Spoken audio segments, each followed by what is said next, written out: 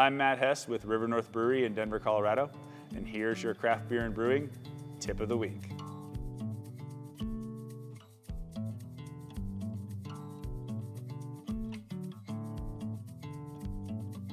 We tend to focus on freshly emptied barrels from the distillery for almost all of our projects. From time to time, we'll refill a barrel if it was a short aged project, but for the most part, we stick with a barrel that came straight from the distillery. We try and keep a mind on the quality of that barrel. It's very easy to tell if a barrel has been sitting out too long. It will physically feel lighter in weight because obviously the oak absorbs a fair amount of liquid, and as soon as the barrel is empty, that liquid will start evaporating. One easy test of whether your barrel is fresh enough is whether it smells strongly like the spirit that was in it when you put your nose up to the bunghole. Does it smell like the spirit that was supposed to be in the barrel beforehand?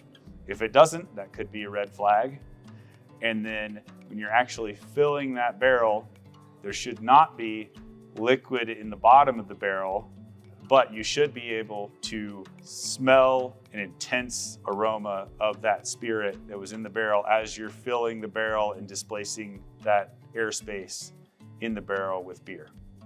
Another aspect of barrel aging we have come to learn over the past few years, getting to know a number of distilleries here in Colorado, is that there is the possibility of ABV pickup when you fill a fresh barrel.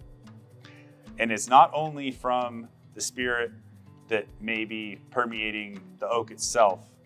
We have maybe the good fortune here in Colorado of having a very dry climate. And anywhere you're aging a barrel, there's going to be an angel share. And that angel share, that volume loss, is going to be higher or lower based on the temperature that that barrel is aging at. However, one aspect that is overlooked or not known to a lot of people is that the humidity in the atmosphere will affect how much water versus ethanol is evaporated over the course of aging.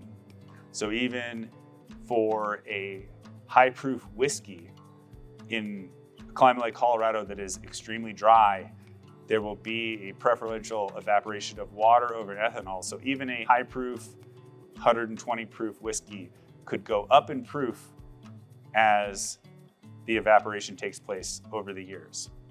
So when it comes to beer, I don't think this has actually been looked at very closely.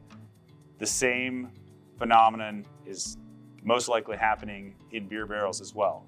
The other side of that coin is in a cooler, very humid climate, the water will evaporate faster. In a barrel-aged beer like we make, some of that ABV may actually be lost over time versus a warmer, very dry climate like Colorado, where the ABV may actually go up a little bit over the course of aging.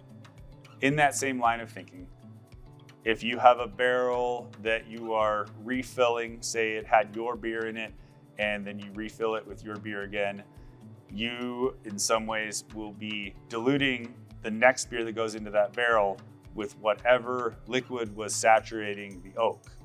Likewise, if that barrel was saturated with water because it needed to be rehydrated, whatever liquid was absorbed into the oak will then come to an equilibrium with the beer in the barrel and dilute the finished beer. In terms of the amount of liquid that could be saturating the oak in the staves, we estimate it's something like 2 to 4 gallons, but each barrel is different. So it's not exact known quantity to us at this point, but we know it does have an effect on the finished beer. To learn more about high gravity brewing with impactful ingredients, click the link below.